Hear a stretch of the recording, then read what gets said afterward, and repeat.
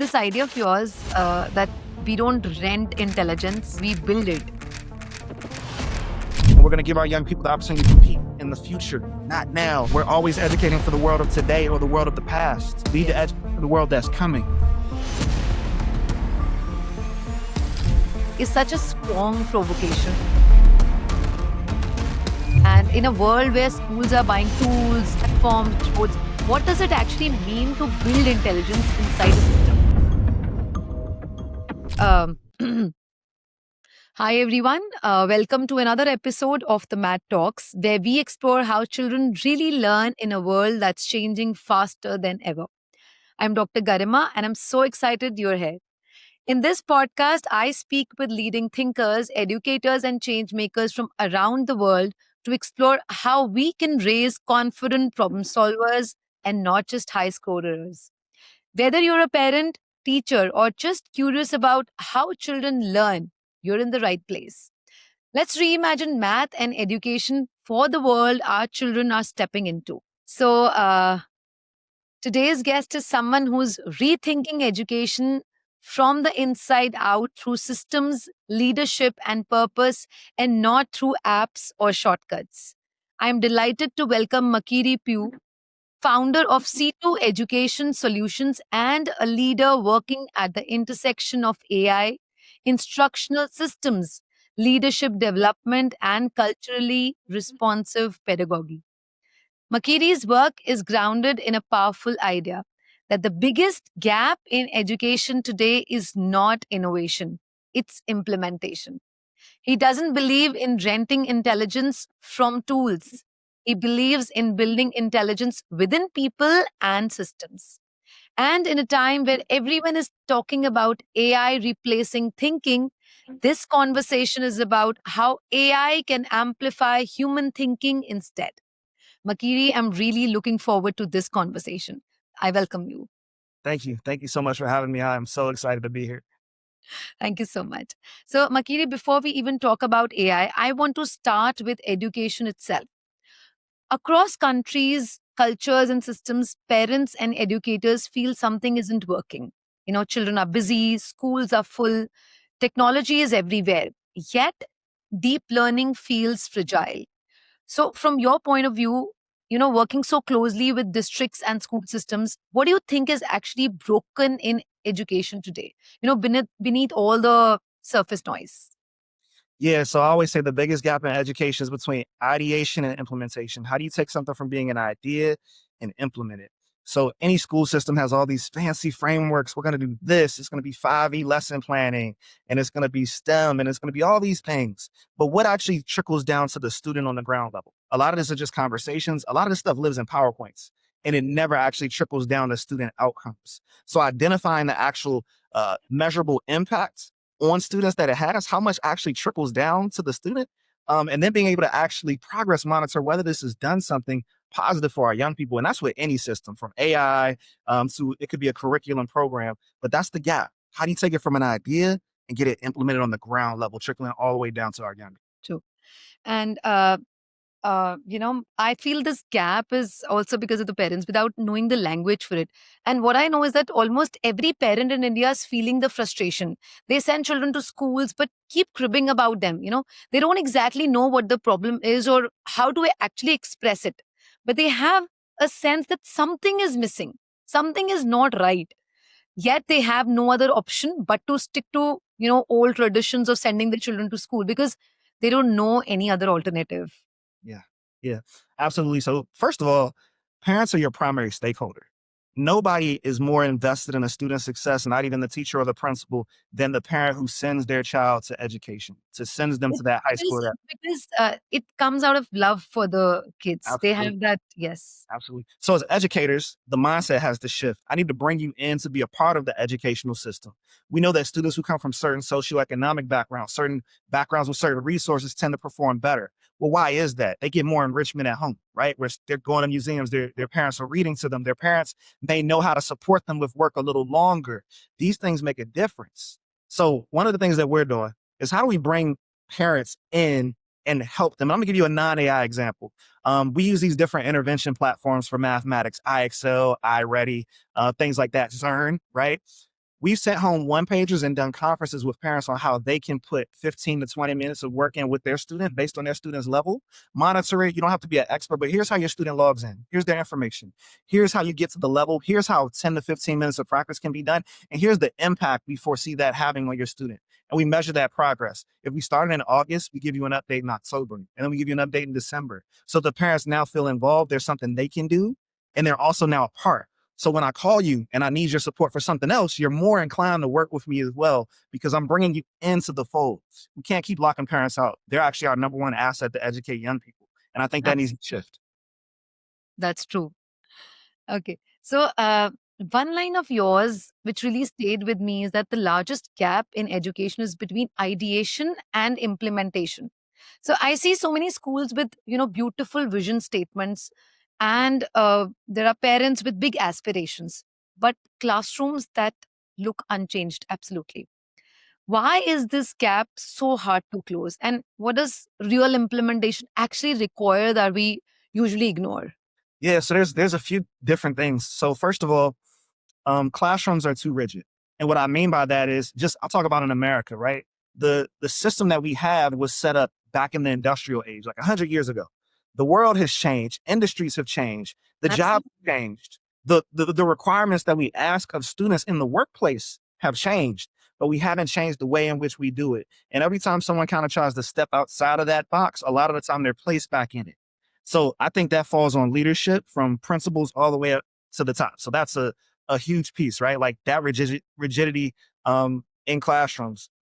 From there, we really have to think about how much we can actually get done and what are we actually saying. So when someone brings me a framework, okay, great. Explain to me what the goal is and how you're Yes. going to get there. So if I were to simplify it, I would say process. What is the process from taking this from here to here? If the idea is that this is going to help students move their understanding in Algebra 1 by 10% by the end of the year, right? And you're starting here, take me through the process. Then take me through how you're going to measure progress, and then take me through what you anticipate the pitfalls to be, how you're going to pivot off of those pitfalls. And then when you come back to the table every month, analyzing that data, what shifts and adjustments and changes are going to be made. Schools have a lot of competing priorities. So schools tend to start with all these really, really great ideas and these great plans, and then there's no Yes. progress monitoring. A month in, you forgot the entire vision that was laid out because there's no concrete progress monitoring. Fidelity, implementation with fidelity. So I'll give you an example. When I'm working with leaders, I ask them to put all their meetings on the calendar for the entire year. And I ask them to stick hard to it. And if they do have to pivot, don't shift. You must shift within a week. So don't postpone it for more than a week.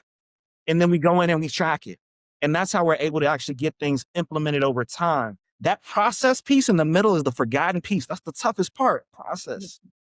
And I think the biggest problem I see here in India is with the curriculum reforms is Uh-huh, that it never reaches the child. uh-huh. We've been talking about the NEP for quite some time now, but I see almost zero change at the classroom level because the implementation gets lost in the bureaucratic hurdle and and the internal arguments and rhetorics between two sides. Who wants the change to happen and those who want traditional ways to continue? So I think that is the major problem that I see in India. Absolutely. Absolutely. And I think we have to find unique ways to get out of that. We all have constraints, right? And there are laws, there are rules, there are regulations. But how do you get around that? And one of the things is we talk to parents, how much of it can be done, the things I can't do in the classroom can be done at home, or how much can be done when you're with your parent. So maybe I'm not allowed to use a certain piece of technology that I know will be impactful for a student, right? We know a lot of for AI. We know a lot of schools and districts and networks are choosing to ban those things. But we know at my school, 66% of my students are using it just for their leisure outside of it, right? So if they're not allowed to use it in schools, but we know it can be a tool, how can we give parents a framework for how they can use this effectively to support their students' education?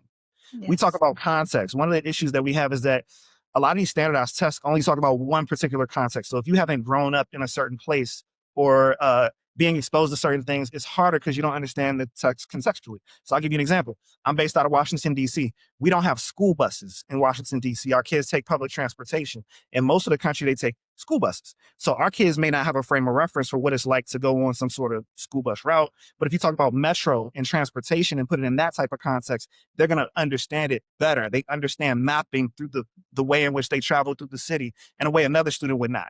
So that's just one example of how that happens. Right, right. So right now, AI is everywhere in education conversations, but the parents are confused. The teachers are, very anxious, and schools are just experimenting. You make a very clear distinction between automation and amplification. So, what is the difference? And what kind of AI use actually strengthens thinking instead of replacing it? Because we hear a lot of the buzzword here now is AI, that AI is going to are taking jobs everywhere. So, and the world we all know is changing faster than ever. And 10 years, I'm not saying 10 years down the lane, 2 to 3 years, the jobs, the nature of the jobs are changing. What is the difference between automation and amplification for the parents to know? And what kind of AI use do you think actually strengthens thinking instead of replacing it? Yeah, thanks. That's a wonderful question. So first of all, there is this fear about AI taking jobs and replacing jobs. And that will Yes. happen to a certain extent, but there are new jobs we don't even know about that will exist in the future. And I've had an opportunity to sit down with companies like IBM, Marriott, these different companies, and what they're saying is that in the future there will be a set of jobs that we do not know will exist yet. So I Absolutely. understand that anxiety about being replaced, but we actually need to be thinking about how we interact with these tools to prepare ourselves for the jobs of tomorrow. So I just want to alleviate a little bit of that stress. I also want to say this: 99% of people will not be the builders of the technology, but they'll be users of the technology. And here's what I Yes. mean by that. I have a cellular phone. I cannot create a cell phone. I can't tell you how the cell phone is made or how it really works, but I use it every day. I use it to make money. I use it to go to work. You use yours, right? So we're users of the tool, but we're not builders of the tool. So it's okay to not be on the builder side, the programming side, the coding side, someone who knows how to use it. And we're going to talk a little bit later probably about deep domain expertise. I don't want to deviate too far, but I may have a deep domain expertise in education. Someone else may have it in healthcare. Someone else may have it in law. And the way in which they apply AI to their deep domain expertise is what's going to amplify the work when we talk about that amplification. Now, the augmentation of thinking versus the flattening of thinking. How do I think with the tool versus the tool replacing my thinking? And I'll give you an example, a very simple example. Let's say I want to throw a holiday party. I can say, ChatGPT, give me 3 holiday party ideas. And it gives me those ideas. And I go with one of those ideas versus me saying, okay, I have these 3 ideas. Dr. Garima had these 2 ideas. Can you give me 3 more ideas and then tell me why you think each idea might be better based on the context? I have a small class or a small group of teachers who are, they've been here 5 years plus. There are 30 teachers. The school year started off a little rocky, right? Like you start adding in and layering that context, and now it becomes a thought partner, not a replacement. So that's where we say the augmentation versus the replacement or the flattening of thinking. Now we're hyper focused on the flattening of thinking because we want our young people to be able to think and think critically. That's the biggest part. The problem is that we don't know how to think critically using AI, which is why in my network, I'm releasing a series of frameworks or coaching with AI frameworks. How do I coach teachers? An assessment framework. How do I assess students who are using AI? There are these different frameworks, and we're going to need these in order to actually support with thinking with AI. So here's the issue. AI is here, just like social media is here, just like calculators were here, just like word processors were here. I used to take spelling tests when I was a kid. We don't really do that anymore. Why? Because you're in Microsoft Word typing up and you can just kind of autocorrect now, right? With math, you used to have to do math all the way across the board, right? Not anymore, right? Now we have these graphing calculators. You still need to know a certain amount of math, but we didn't say people, got less intelligent because we had better tools, right? And AI is a tool. That's all it is. It's Yes. a tool. It's one of the greatest tools ever created, but it's a tool. Okay. So then we need to tackle, what does it mean to assess students in the age of AI? What does it mean to work with students in the age of AI? And I'm going to introduce a couple of ideas here that's going to sound radical, but I think the parents will understand. So, and our educators. So a student may not be able to use ChatGPT or in school, but we know they're going to go home and they're going to use it. We know in post-secondary, these kids are getting straight A's because they're going home and they're using all these different large language models, and the professors don't have a clue what to do. Okay. Yes. So I want to bring the young people into the fold. I know you're going to use AI. Here's what I want. I want you to list the 3 prompts that you use because you need to iterate at least 3 times. You need to write out what those prompts are. You need to write out your reasoning behind why you put those prompts in. And then you need to tell me how it materially changed. Okay. Then when I bring you in, right, for this essay and this presentation, your essay is not going to be 50% of your grade anymore. It's going to be 10 or 20% of your grade now. Right. Your presentation is going to be 80%. And what does that mean? Live, I'm going to ask you probing questions, and you're going to have to articulate why you made the statements you made in that paper. Then I'm going to ask you to pivot and give me a counter argument. What do you think the counter argument would be to your point and to your space? If I asked you to redo this project, what steps would you take? All these things can be documented. All these things force you to actually think, even though you're still using the tool. And that's just the tip of the iceberg, right? That's just the tip of the iceberg. But one of the things, not to digress too far, I had an opportunity to sit down with business leaders. I mentioned IBM, Marriott, Amtrak, these different, and they're talking about how STEM skills used to be the number one skill set out of 13 that IBM tested. STEM used to be number one. This was like 6 years ago. That is now number 13 out of 13. Now, Yeah, number one, creativity and adaptability. absolutely. Creativity, adaptability, then the ability to communicate ideas. So Right. gone are days where you may be able to make a ton of money just creating beautiful PowerPoints and creating beautiful frameworks. You need to be able to speak to that and actually transfer your knowledge and information to someone else. That's True. going to be at a premium. And we Yes. don't always test for that type of intelligence in schools. There are some parents right now, and I'm going to tell you, your student may not be doing incredibly well in school right now, but your child is actually very articulate. They know how to speak. People follow them. Once you figure out the avenue for that young person, I have young people like that all the time I work with. It doesn't show up in math. It doesn't show up in reading, but it shows up intangibly in other places. Some of those Yes. kids are going to be the leaders of tomorrow because they're going to be able to take ideas and explain them and articulate them in a way, and they'll use AI to augment and think what they're thinking. I used to never be able to create great PowerPoints. I'm not a great visual guy, but now we got Canva AI, we got AI plugins. So now I have a great PowerPoint, and I've always been able to articulate. So now I'm combining those things. Once again, I'm augmenting and I'm strengthening those areas of weakness. Sorry to digress there. I get excited because AI is really an opportunity. I know there's a lot of fear and anxiety around it, but it's really an opportunity for a lot of young Yes, people. I completely agree with it. Yes. And actually, we should know what prompts to give. That's what, our creative thinking. Yes, that's true. It's the number one skill that is required in today's time. So And we what got I understand is that AI in education does not mean, every child using ChatGPT to find answers or, doing their assignments. It is not going to help them. In fact, it may result in a totally opposite and unwanted outcome. You know, it can make our child dull, actually. mhm. What I see is that figuring out ways to make AI support children's curiosity, help them accelerate and not dumb down. Absolutely. So you Yeah. mentioned prompting.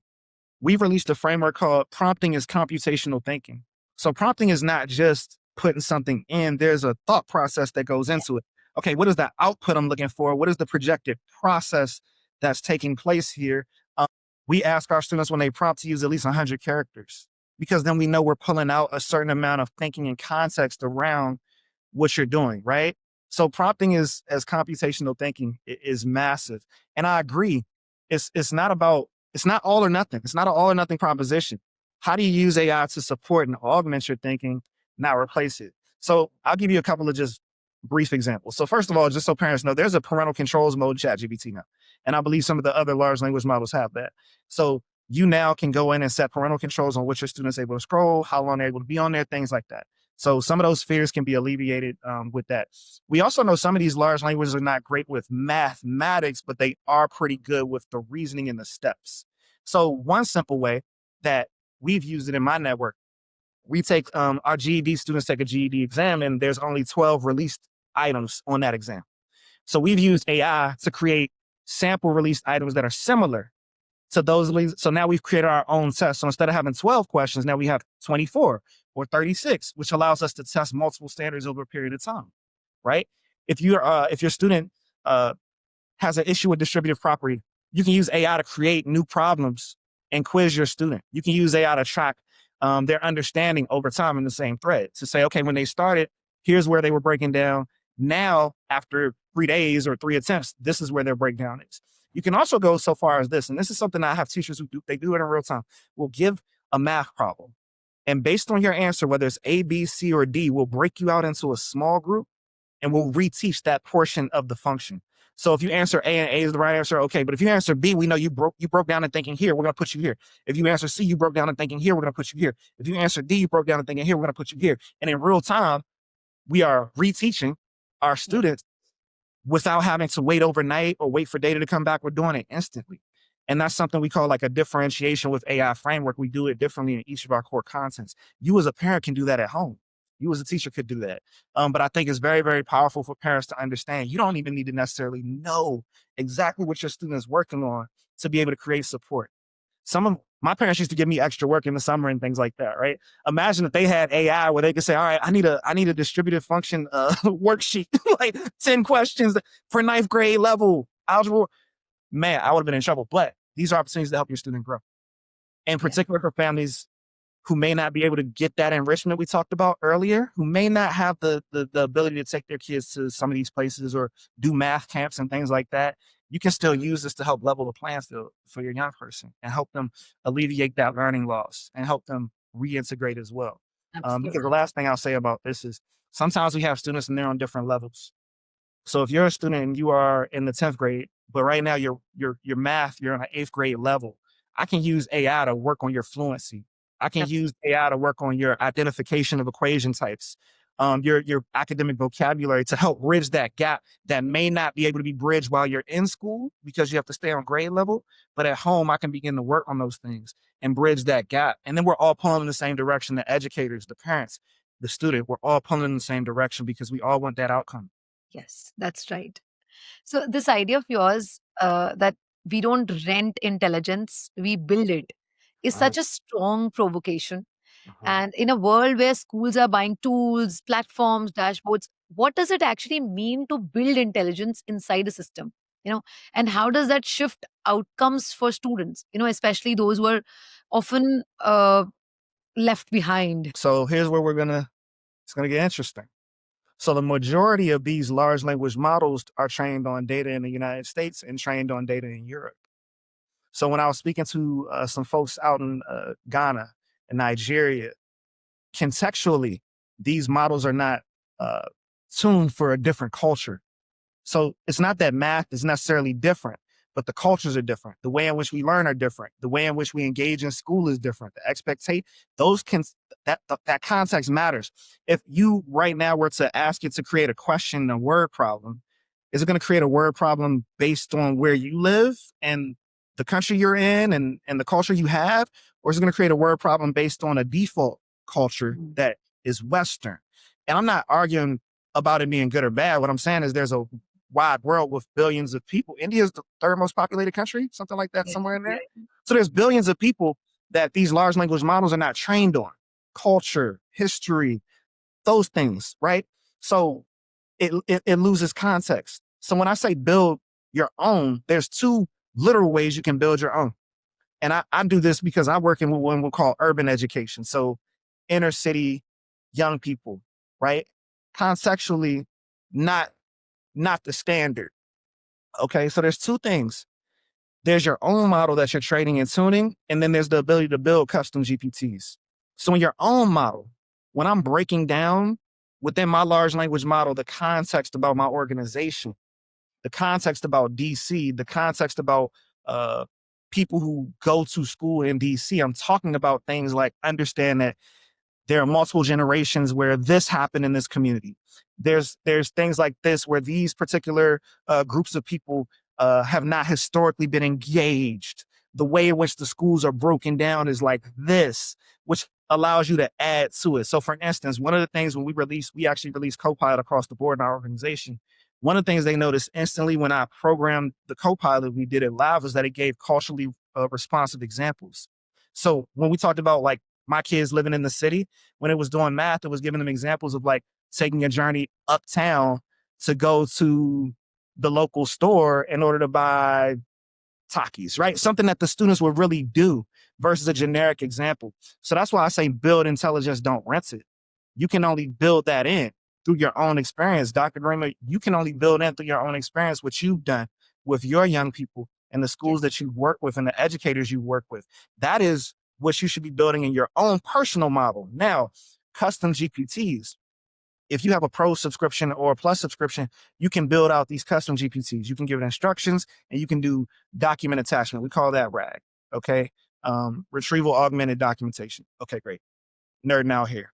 But you can upload, I think it's close to 20,000 pages worth of information. There's like a character limit, right? Per sheet. So what does that mean? That means that you can not only tell it I work in this type of school with this type of student, and here's what I need you to do. Here's why I'm creating you. I want tier two vocabulary across the board. I want automatic reteaches in here. Here are the Mm, set of standards I want you adhering to. Always give an explanation for the scripting that you provide. You can create that and you can build that right now. I built it for my network 6 or 7 times. We have individual GPTs for each school based on the context of that school. And then mm, you can upload the curriculum that you wanted to pull from, the frameworks and lesson plans you wanted to pull from, the formatting you wanted to pull from. So when I say build it, don't rent it, that's what I mean. Every school has a slightly different context. I would even go so granular as to say every teacher teaches differently. You can have mm, two very distinguished teachers who teach totally differently. If they built their own particular tool that helped them plan in the format that they do, that's also a more powerful tool for that. See, okay, I'm gonna do my do nails are 10 minutes. It automatically knows that. Okay, my exit tickets are 7 minutes because I go over it for two. Automatically knows that and will build them and format it that way, right? Like different things. I have a 20% special education population on average in my class. I have students who are English as a second language, 10% of my class. The more granular you get, the yeah. more specific the outputs and the more impactful it then becomes for the young people who you're educating. Outcome. So regular chat GPT, if you were to line that up next to one of these bespoke models, is night and day. But guess what? I'm not saying that we should have anybody particular come build it. I'm challenging teachers, educators to go build their own. I teach people how to build their own GPTs. I don't go in and build them for them. When I spoke in Vermont recently, I pulled up a blank canvas and I walked them through how to create it. And they created custom GPT tools for their, I teach science, or I teach history, or I Mm, teach math. What type of math do you teach? Well, I teach geometry. And last thing I'm going to say, some of these educators have been educating students for years. They know exactly where the misconceptions and the pitfalls are. What if you could program that into the system so it already knows what to anticipate and it already knows what to reteach? We're also talking about not losing institutional knowledge. We have educators who retire every day who've been teaching for years who are, when they retire, that institutional knowledge leaves with them. What if we could encapsulate that for the next generation of educators to be able to access and accelerate their practice, to accelerate the outcomes for students? That's what it means to build intelligence, not rent it. that's a beautiful thing what you have just spoken. And I think what worries me most about outsourcing thinking, whether it is tools or tuitions or even well-defined or well-meaning adults, is what it quietly does to a child every time. So I see a few long-term shifts happening again and again. First is I think that children stop trusting their own thinking. Curiosity gets replaced by dependency. Mm, Instead of asking why or what if, children start asking, what's the method or is this right or something like that. No, and I also feel that mistakes start feeling dangerous to them. mhm, When thinking is outsourced, what you're telling is to the educators, but when thinking is outsourced, mistakes are no longer part of their learning. They just feel them as failures. Actually, you know, uh, the real thinking just shuts down, according to me. And the biggest problem in my perspective is when children start looking for help immediately instead of feeling that I can, think through it. I can figure this out. So, yes, I agree to some extent that outsourcing is efficient in the short term, but it, quietly robs the children of the one thing they'll need most in the future, that mhm, they can think for themselves. That is the belief that they can think for themselves. mhm, So what you just told about how you ask the educators to build their own chat gpts according, you tailor them according to the kids. Yes, in a way it helps them a lot, but at the same time, there's a very fine line between what you just said and what I just articulated in terms of outsourcing the thinking. Yeah, absolutely, absolutely. Um, and I think we need to be nuanced, right? And saying, okay, if this is going to be a tool to help me lesson plan or help me prepare materials that are better to put in front of students versus this tool telling me what to do. But I want to answer specifically what you said about students because we're in uncharted territory. It's just like when social media came out, nobody knew what to do with it. Like, so right now we're in that very, very early stage. And that's why this is so important because I think we need to do a better job with AI than we did with social media. I was in Yes. that situation where it just got thrown on you and nobody knew about the implications. Now they got all these tests and studies, but it didn't help me when I was 13 years old and I got Facebook, right? Now, There's something that I do with my adults when I'm coaching assistant principals, when I'm coaching principals, when I'm coaching people. We use a problem of practice. What are we trying to solve? What are our students trying to solve? Are they just trying to solve a math problem on a screen? Or are we giving them a real world problem? Are we giving them an actual challenge for them to work through? Right. And what I say to my educators, you start with curriculum, then you link that to modern context, then how it relates to the student.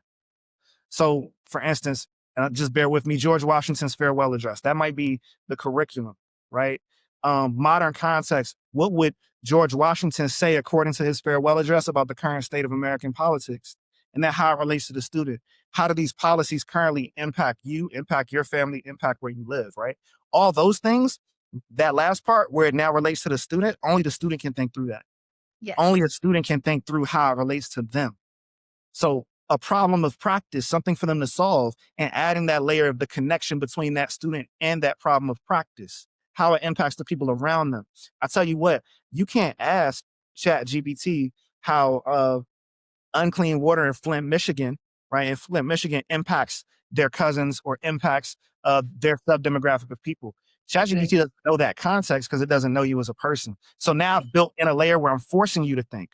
You're forced to think because I'm relating it to a problem of practice. I'm relating that problem of practice to you. If you were to live in Detroit, or do you have family members who live in other parts of the country? How are they impacted uh, by tap water not being clean? Different things that can only be told by the student and the Yes. student experience. Explain to me how you feel about X, Y, and Z, what you would do about it and how you would do it, and then explain what you would do if you had a certain number of resources. You have $10 million in order to solve this crisis, but you have to allocate $2 million to the education system. How do you deviate and make a decision about, right? These are the things that AI will never be able to do, and it's not really trained to do, right? So start giving your students problems of practice, challenge them to solve real world issues, right? Challenge them, just like we need to challenge ourselves as educators to be better. I'm going to be honest with you. I don't think that it's the students who need to change right now. I think it's the educators who need to change. Absolutely. Absolutely. Post-secondary education, they keep trying to force these young people not to use the best tools available. How can I tell a young person not to use the best tools available? No, you need to change the way you assess, the rigor. I sat in an AI conference and this lady was telling us about how, she doesn't allow her students, and it's a basic coding class. She doesn't allow her students to use AI to code, and she makes them put everything away in X, Y, and Z. And my challenge to her was, why are they not moving on to something more higher order than basic coding? If we know that these models have mastered basic coding, yeah, you still need to know the basics of that. But why are we not moving on to the higher order thinking? What are you building and creating? How are you testing it to make sure that it's giving you the output? How are you tweaking it versus just the old way of doing things? And in Yes. reality, if we're going to stay ahead and we're going to give our young people the opportunity to compete in the future, not now, we're always educating for the world of today or the world of the past. We need to Yes. educate for the world that's coming, the world that's on its way. I remember the same argument of whether we were going to use PowerPoint and Microsoft Word in schools back in 2013. And guess what? Nobody's arguing about that now. Yes. They're arguing about using laptops and computers in schools. That's not an argument anymore. Using technology and it's not an argument anymore. And in 10 years, using AI to augment education and augment instruction will not be an argument. So let's start now. Let's start now. True. Nice. So let's bring this down to the classroom and the child. From your work with alternative schools, MTSS systems, and instructional design, what changes when systems are built well? What does a student experience differently when adults around them are supported by strong systems instead of fragmented initiatives? Yeah. Yeah. So I love this question. Let me tell you why. Every year you get a set of new teachers, and I remember what it was like to be a new teacher. I didn't even have curriculum. I didn't know where to find it. I didn't know how to lesson plan. I didn't know how to set anything up. I had no clue. So let me just give you an example of a system. Every teacher who comes into my network, I oversee 5 schools. They get a standard lesson planning template with an explanation, and I break it down and I meet with them as to why we're doing it that way. And once they become comfortable, they can start to deviate. But this is how your class should go on a daily basis for 60 minutes or an hour and 20 minutes. Here's where I pull information for each of these sections. Here's how we always assess a certain standard or certain data, and we assess that, and that informs our reteach the next day, no matter what. Now, how do I use AI to support that? Well, guess what? If they use AI to produce any sort of lesson plan, it's going to automatically use that template, pull from the curriculum, It's going to input those things. Now, here's where we got to really get into it. We have a framework for coaching in the age of AI. So you can produce an AI lesson plan if you want to, but then we're probing you for your lesson. Why did you make this teacher move? What is your expected outcome here? So you have to know and internalize whatever that lesson is. And we also encourage our teachers to tweak. So we're not saying have it produce the lesson plan. We're saying input your own ideas, keep the parts you like, tweak the parts you don't like. So now there's a system. So what did it do? It raised the floor. If the floor was here, it's now here. There's not a bad lesson plan in my network. There might be bad execution. There might be bad pedagogy, but there's not a bad lesson plan that goes in front of students. There's not a lesson plan that does not pull from standards, does not pull from curriculum. None of that goes in front of students. It is impossible for that to Yes. happen now. We've eliminated, we have engineered out the poor lesson plan. And there's a lot of other things we've done to engineer things like that out. So when you create a system, you are raising the floor.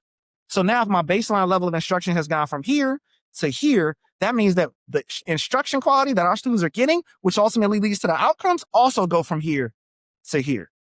So if our students' growth data in geometry was at 65%, on average it's at 70, but I can give you a real world example. Our GED pass rate, that is for students who are getting an alternative diploma in high school. Historically, it was 66%. We're tracking at 72% right now, which we've never been that high before, right? Because when you're using AI, you need to have a purpose for it and you need to measure the outcome and you need to be able to say, in using this, it produced this tangible outcome or it did not. So in not my network, all the work that I do, I am required to produce a tangible outcome. And I'm required to say it either moved the numbers or it did not. And if it didn't move it, maybe that's not the right use case for it. But if it did move it, how do we build on top of that? That's accountability that I actually asked for. And that's how I train myself. So systems will allow you to program out some base level challenges and raise the floor, which trickles down once again to student outcomes. That's what this is all about. Make no mistake. I would not care about AI if I didn't think it could help students grow and I didn't think it could close gaps for students. It would not matter. Unless you're linking it directly to a student outcome, you're not thinking about AI and education correctly. And for my parents, you may know a specific thing that your young person is struggling with. You can use AI to program and bolster that. Use AI to program and bolster that one thing. You don't have to do a broad use case. It could be this one thing. Okay. Yes. And that's going to help your student when they re-enter and re-engage because it helps close that gap. Not just the teacher closing the gap. Now you and the teacher working together in tandem to close that gap. How powerful an outcome does that create for that young person? Nice. So let me share my experience, of running a small alternative school, which we started when our daughter was 6 years old. So when she was six, fortunately, we had four other like-minded families, and we decided to take our kids out of a conventional school, and we started our own small school. We called it the Learning Lighthouse, and we were five families and nine children. I still remember the first day when one of the parent was leading the class, and he suggested all children to draw whatever they like or wish to draw. And one of the kids there, one our friend's son, he was in grade fourth. Then he didn't draw anything. When we asked him, he said he doesn't have a scale, so his lines might not come out straight, or you know uh, anything of that sort. And just listening to this, just my heart sank actually, because just to see the depth of fear the concurrent system creates in a child's heart. So what our friend did was he told him to draw freely and not worry about how the lines are going, and you don't need a scale for it. And that's the ethos we followed at the Learning Lighthouse. And in no time we saw all children opening up and expressing themselves freely. What it also did was reignited the curiosity of children, which usually gets suppressed in traditional school system because of maybe the rigidity of the system or the strength of a class, which in India is anywhere between 30 to 50 per class. One more interesting part which I very fondly remember from this school is that my son, who was 2 then, when we started the school, he also started attending with my daughter, and the kids named him Q Kumar. So Q is in English, it means why. Okay, Q is a Hindi word and it means why in English. He was named as Mr. YY because he used to ask so many questions, and the best part was no one discouraged him or ignored him. So but we had to discontinue TLL, post COVID, because it was too much of an effort running it. We parents were devoting a major chunk of our time which affected our work also. So now in the hindsight, I realized that it was because of lack of proper systems and was too dependent on a group of individuals, the parents here. Mhm. But those 3 years gave our children the space, the experience, the freedom to explore things at their own pace and obviously of their own interest, which is unmatched.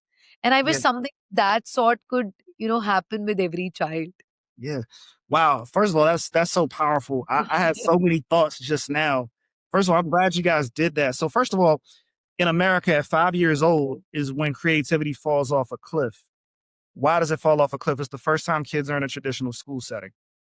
So as soon as kids get into school, creativity shrinks because we're trying to fit them in the boxes.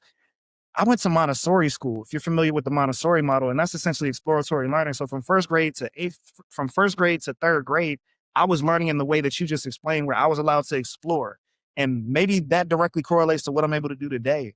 But we Yes. be killing creativity. We start standardized testing in the third grade. Kids are 8 years old, and it kills the creativity. It takes the life out of them. It even changes the way in which we interact, right? Because high stakes testing.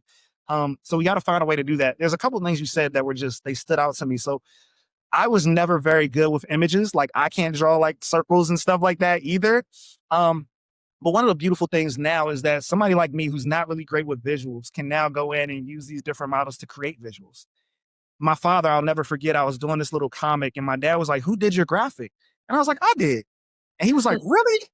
Right? Because now I'm able to kind of iterate and say, I want it to look like this. Okay, change that, look like this, right? In the future, right? Graphic design will be something similar to that, right? And we have Canva and all these other things.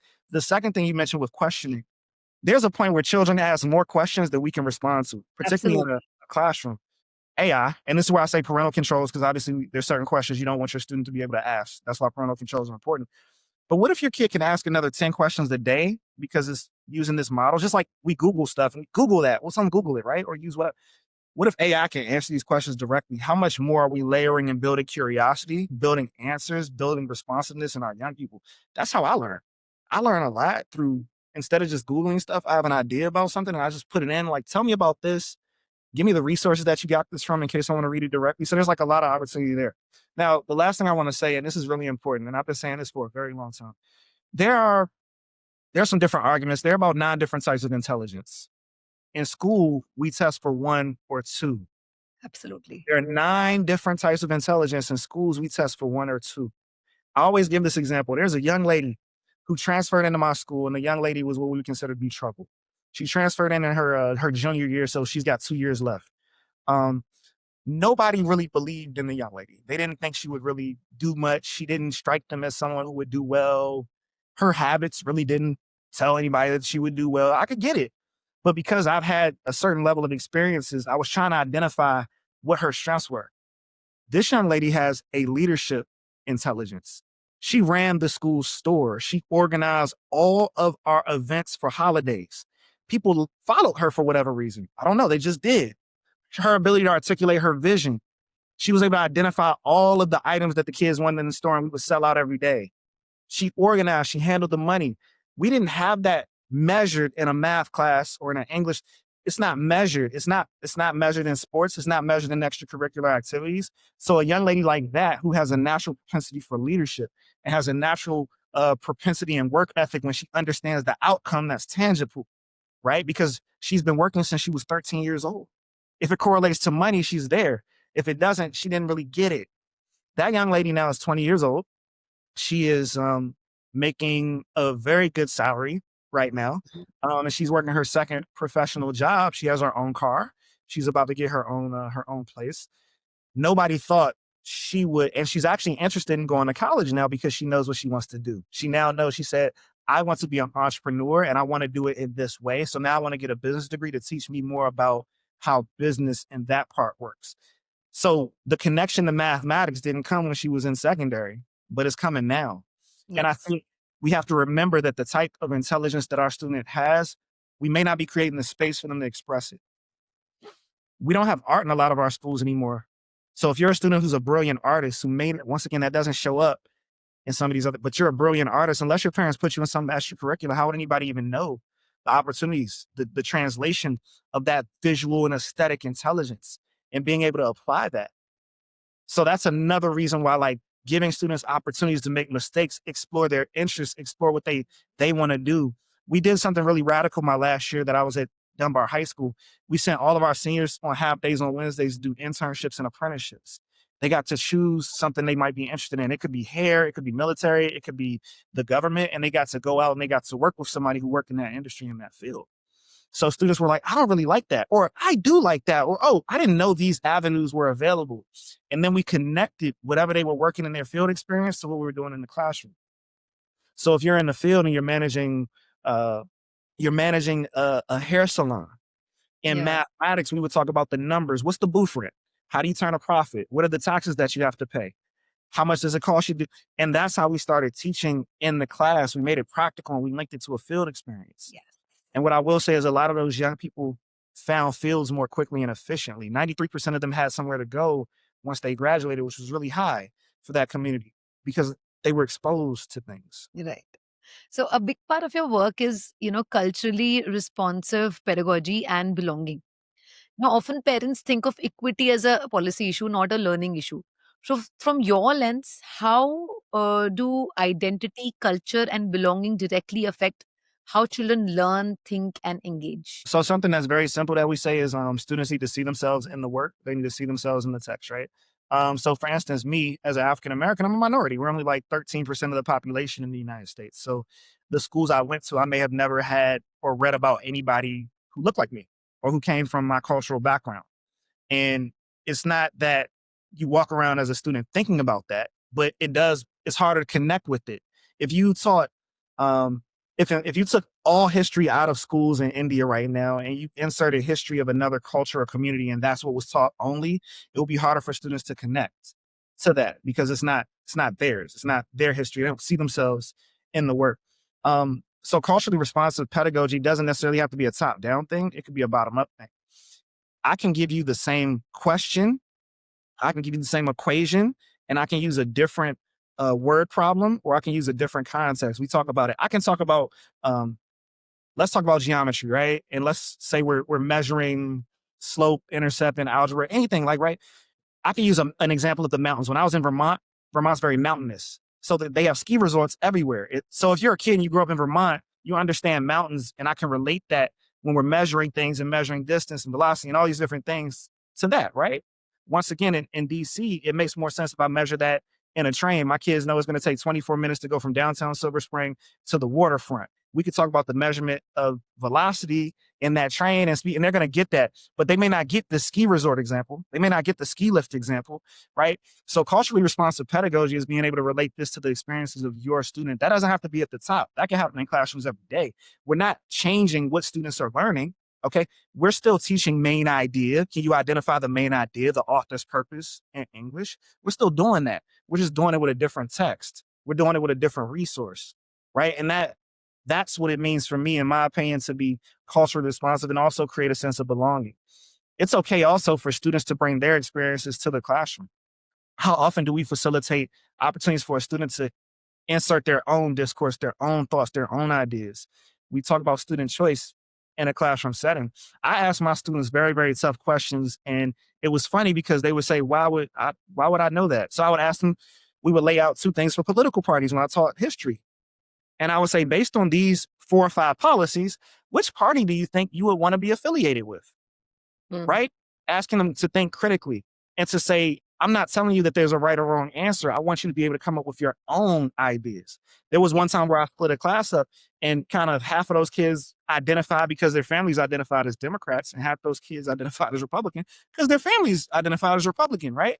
And then we had a conversation about, well, do you agree with that? Should we have political parties? Could you create your own together under some common themes? What would that look like?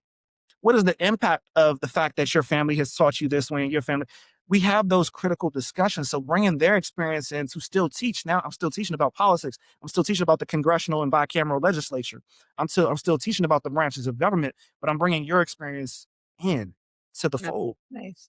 So, based on everything you've seen across systems, what is one thing parents should stop outsourcing to schools or technology, and one thing they should start doing at home to protect their child's thinking? So there's so many things that could be done, right? There's so many things that could be One done, and thing that you feel is the most have their own aspiration for their child, like, and that's the beautiful thing about it. Everybody has their own aspirations for what they want their child to be.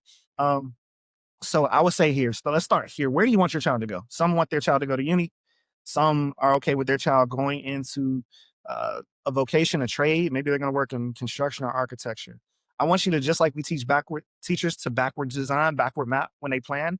I want the parents to look at the goal, and then I want them to figure out what steps does your young person need to take to get to that goal. Whatever you've set out for them and you believe that you want them to be, where are they at now, and what steps do they need to take to get there? And yeah, then how at home, not the school building, take the school building out of it. What can you do at home to help them take those steps in between to get them there? Now, right. AI can support this. It can support it in many different ways. There are young people who don't like reading about certain things, but they like reading about sports. So if I have a student and their RTI, their reading level is lower, let's get some sports articles from AI, and you can annotate them. You can have it bold the vocabulary. You can have it break out and give alternative words for the words the students don't understand. You can adjust the reading level. But like if your student is struggling to read, like that's something you can do, right? If your student wants to be um, they want to work in construction. Okay, start prompting. In order to have my own construction business, what are the key things that I need? What is the cost of those things? Where do I need to go? What certifications do I need? So wherever your young person is trying to go, identifying the steps in order for them to get there, and then at home, helping them take those steps using AI to support that. Yes. And I think that's powerful. I also think it'll help them engage with material. Believe it or not, Dr. Ye Garima, I was a kid who got kicked out of school when I was in the 10th grade. I was told that if you don't make it here, you're not going to make it anywhere. I went to a very, very strict school in high school and it didn't fit. I was a kid who moved around. Like I speak with my hands, right? I couldn't do that there. Um, I'm a kid who fiddles, I doodle, I draw. I have a notebook right now where I keep my thoughts in order by scribbling in my notebook. Those things were not available to me in that setting because you were only allowed to be one way. I yes, turned out okay, but I turned out okay because I finally had opportunities to express myself in other ways. Um, and I have a set of strengths and I try to stick to those. And I have other colleagues who have other strengths and they're able to yes, do that. And we all, at the end of the day, fit into this beautiful world in different ways. And that's okay. And yes. I want parents to know that as well. And one thing I want every parent to stop outsourcing is the time they can spend with children, which I sadly see is becoming a trend now. The parents are putting their child in back to back classes, activities, and they don't bother to spend even 15 minutes of constructive time with their children. So, when I talk about constructive time, I mean the time when you're not giving any instructions, when you're not talking, when you're not talking to them about their homework or asking them to do something. It is the time with no agenda, no goal, just being present with them, in the moment and doing whatever feels right in that moment. If every parent starts doing that, the bond they'll create with their children will resolve, I think, many life problems before they even arise, actually.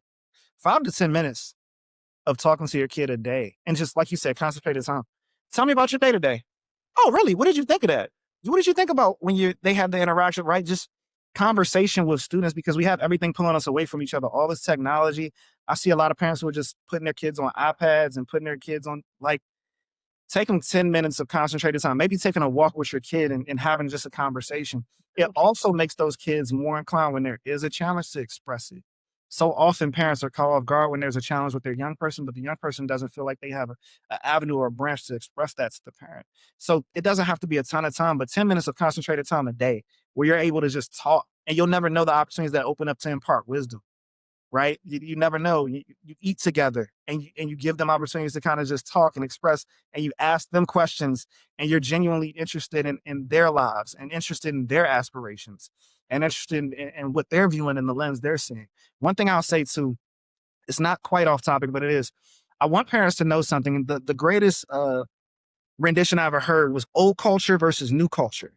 That's the gap between parents and children, right? My parents were born in 1964 and 1967. I was born in 1990. So the experience that I had growing up in the 90s and the early 2000s is very different than their experience growing up in the 70s and 80s. That doesn't Yes. mean they're wrong about things, but it's old culture versus new culture. There are some things that my parents are absolutely right about. And then there's a few things that have changed and shifted that they haven't really seen or experienced because they're not having that in those formative years. So I want parents to understand old cultures versus new culture. You're going to set your young person on a trajectory, Yes. and then they're going to branch off eventually, but they're going to come back in pockets for wisdom, and that's okay. That's okay. And that's how it's meant to be. But that intentional time, like you said, 5 to 10 minutes of just talk about whatever in the world, not something that's punitive, not something that has an outcome, just chat. It makes a Yeah. huge difference. And those are the parents that I see who are most connected with their young people and get the best results in schools because of that open line of communication. Nice. So when you look, ahead 10 years, if schools truly build intelligence instead of renting it, what does learning look like for a child? What changes in classroom leadership and even parenting for that matter? So in an ideal world, and can I give you an example of something I believe in? An ideal Please world, go. I'll just talk about what education looks like in America. In ninth and 10th grade, we do this high stakes testing. And in 11th and 12th grade, we don't test students anymore. They might take the SAT or the PSAT to get into college, but it's really just about graduation and workforce their junior, senior year. So we call it upper school and lower school. Lower school, I would argue, needs to be very different. It needs to be about foundational literacy, foundational numeracy, limited use of AI tools, right? And I would even say, like, elementary and middle school, there should be a proprietary layer in between because we don't quite want them dealing and interacting directly in the model. Once they get to high school, they should deal directly with the model. Once they get to junior year, it's preparing you for life. We are asking students prompt engineering questions when they go for interviews now. So from your junior year, your second to last year, I should now be training you to use these models in order to create outcomes for yourself, because prompt engineering is a question. They want to know, can you do it now? And that's going to end up being a major prerequisite. So that's how I would kind of start. I think that for parents, when you're thinking about your kid being in elementary or middle school, up until about 13 years old, that's when you're legally allowed to have social media and legally allowed to start using these models anyway. There's a reason for that developmentally. There are proprietary layers of AI, right? So there are things where there's a wrapper and it only allows certain functions. So if your kid is going to do some mathematics and they're going to use AI, they should be using one of those, in my opinion. That's where the ed tech should be in, where we're controlled environment for our students to safely interact with these tools. Canva, AI, things of that nature, controlled environment up until they're about 14 years old. Then you put guardrails and parameters. We don't just give it to them and tell them, hey, run with it. We have to have frameworks. One of the things that nobody's been really brave enough to do is start creating frameworks and experimenting with them. We're doing that, right? Computational thinking. This is how we think kids should prompt. This is how we think we should coach teachers. This is how we think we should assess students, right? And it's a bold step, and we're going to make some mistakes, but we need to do things like that. Like, we need to have those things in order um, to support our young people. And once we, this is going to sound strange, we need to shrink the idea of AI and quantify it. It is a tool, like a cell phone, like a calculator. It's very powerful, but it's still a tool. It's not Yes. meant to be anything other than that. Don't romanticize it. Don't make it something more than it is. It's a tool. Now it's a tool where it has a lot of different use cases. And it's very important when you engage that tool to know what outcome you're looking for. Not AI for the sake of AI, doctor. Not Yes. AI for the sake of AI.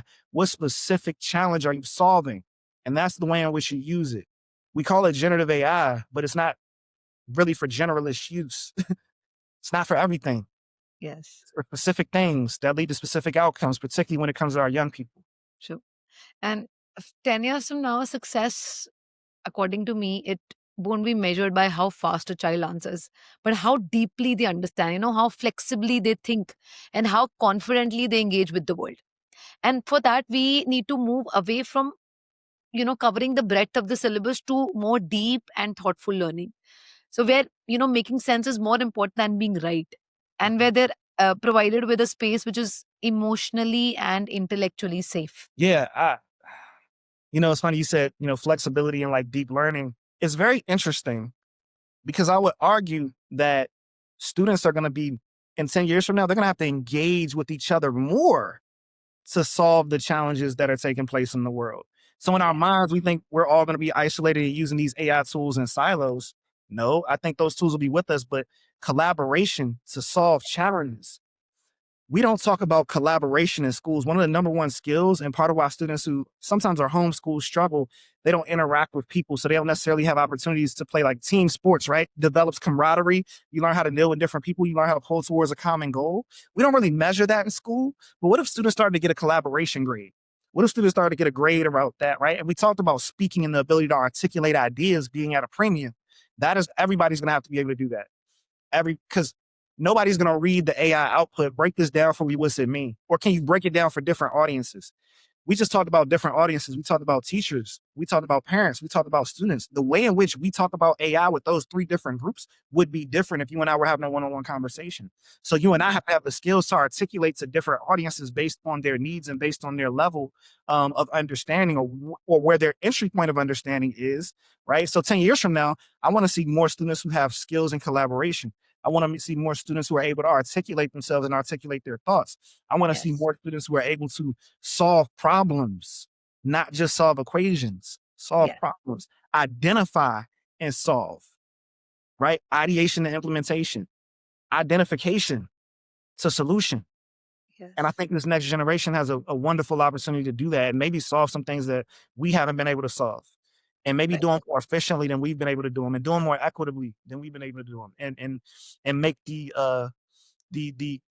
standard of living greater for the average person through that collaboration.